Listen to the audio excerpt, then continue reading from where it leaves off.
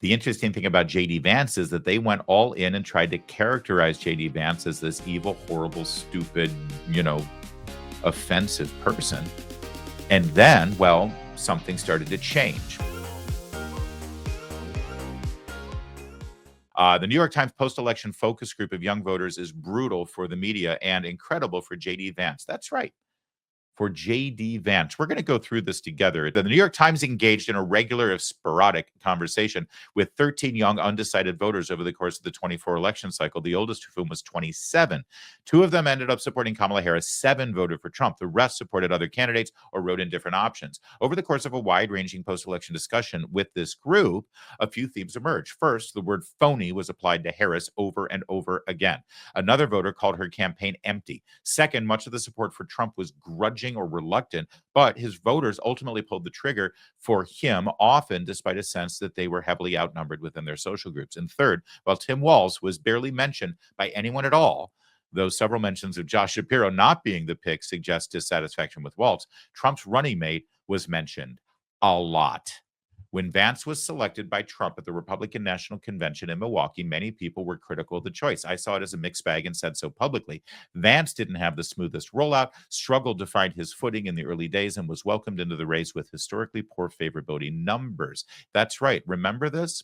First, the headlines that came from the mainstream media, the legacy media, I should say, because they're anything but mainstream.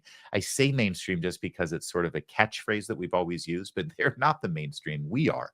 But here's how the legacy corporate brands described the pick of JD Vance. You'll remember, nobody likes Vance. I bet even Trump can't stand him. JD Vance is more unpopular than Sarah Palin. Well, I like Sarah Palin.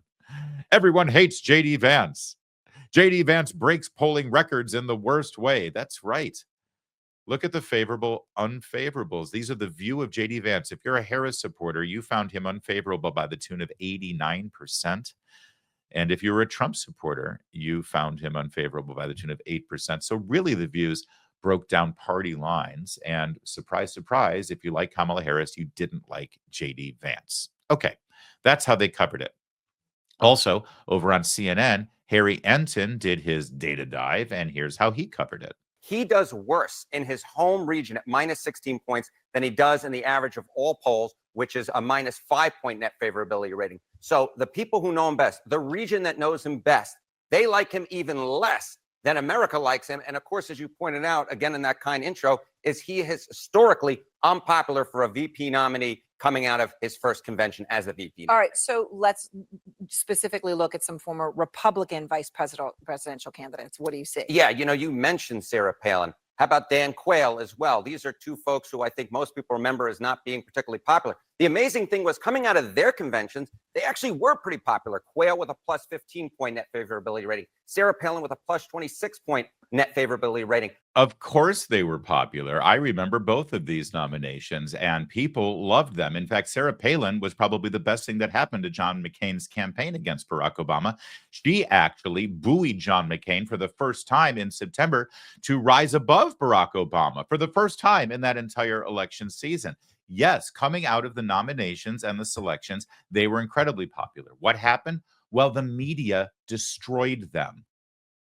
The media went out of their way to lie about them, slime them, set them up, mischaracterize them, and destroyed their characters. It's so funny. Well, people don't think of them as very popular. Well, no, we thought of them as very popular until you started lying about them and engaging in the politics of personal destruction.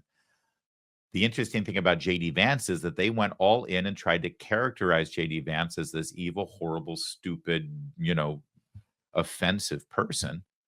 And then, well, something started to change. We'll get to that in a second, but watch how they characterize JD Vance. This was just back in July when CNN had this report.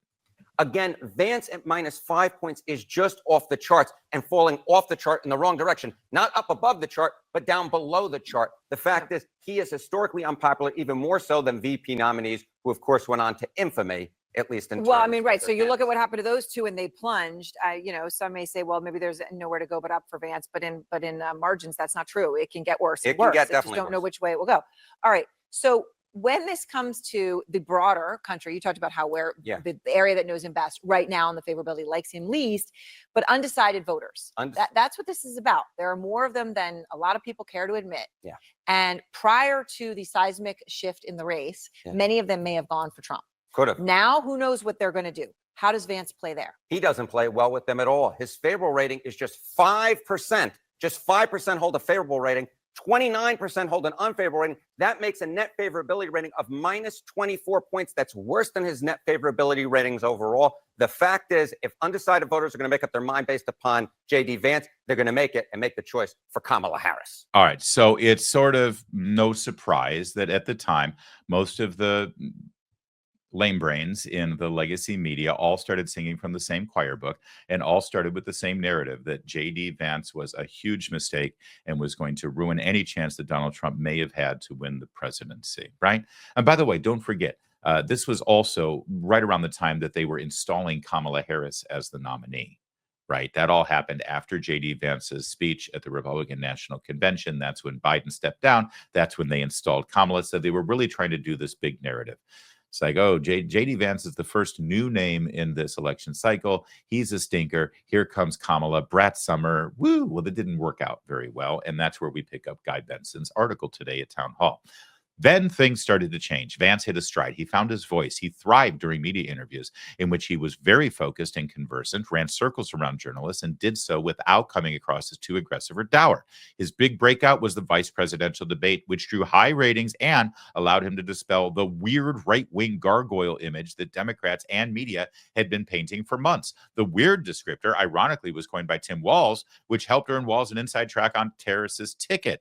Oops, Vance clearly won the debate, and his favorability jumped dramatically among those who watched it. By the end of the campaign, he pulled off quite an impressive feat, given where he'd started back in July, which brings us to the end, where the higher favorability rating for Tim Walz, according to CNN exit polls, ended up turning around for Vance. So you see the November 6th view of J.D. Vance. Again, for Harris, unfavorable 89.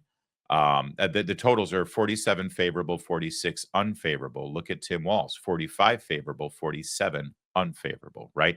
So in other words, Tim Walz had a higher unfavorable rating or a lower favorable rating than J.D. Vance. In fact, Vance had a net +1 favorable over unfavorable, and people viewed Tim Walz as a net -2 unfavorable to favorable. In fact, if you go further into the exit polls from CNN, Donald Trump had a favorable 46 to 53. Kamala Harris had a favorable 47 to 52. Tim Walz favorable 45 to 47, and Vance had a favorable 47 to 46. In other words, of the four candidates, Trump, Harris, Walz, and Vance, Vance is the only one of the four that had a net favorable rating at the end of the day. Phenomenal. Amazing. How did he turn things around? He performed. He did interviews and did them well.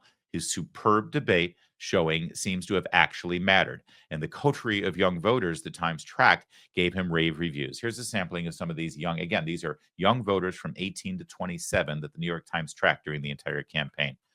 I can't believe it, but I did end up voting for Donald Trump, said Abigail, a 23-year-old Virginian who backed Mr. Biden last time. She felt Mr. Trump was a strong leader, liked his choice of J.D. Vance, and felt Democrats made assumptions based on gender. I made that decision when I saw J.D. Vance's interview with the New York Times. He is the future of the Republican Party. I'm more voting for Vance than I am for Trump. George, 21, out of Georgia, said, I was really impressed with J.D. Vance, especially during the VP debate. McLean, 25, from District of Columbia. I was so impressed by J.D. Vance, the way he carried himself and how normal he appeared. I think that Donald Trump or J.D. Vance would go on Joe Rogan regularly. Even one voter who ultimately didn't end up pulling the lever for Trump said Vance's inclusion on the ticket tempted her. Laura, 20 years old in Maryland. You notice they're all in Virginia, Maryland, or D.C. Hey, guys, get out of the bubble. Go interview someone from Oklahoma. God, this is so boring and predictable. We just followed these random 20-something voters. They just happen to live right here within a 10-mile radius of the New York Times, Washington, D.C. bureau. God, no wonder the American people hate the New York Times. Laura, 20 years old in Maryland, said, I did consider voting for Trump when I saw Vance. I hope to see more of him in the future. An incredible political turnaround, although it's not something that we should be very surprised at. J.D. Vance has been fighting uphill his entire life, right? Anyone who knows his story from Hillbilly Elegy, the book, as well as the Netflix movie, knows that he's got good character. He's got resilience. He doesn't pay attention to negativity. In fact, he thrives on it, focuses it, and then just strives to improve every single day, you know, sort of like a typical American. He has confidence in who he is and what he believes. And when faced with adversity and lies, he just gave that iconic meme look from the debate and spoke the truth from his heart. And strangely, the American people seem to like that. So who'd have thought it several months ago when the tickets were set that when all was said and done, the most popular and highly favored candidate of all four on the national ticket would be none other than your new vice president-elect, J.D. Vance. And if you're a Republican, and that's the case right now, well, you're pretty happy because he's the vice president. He serves one term, and then we've got a presidential election in 2028. He's a young man, and he is right now the most popular national figure in American politics.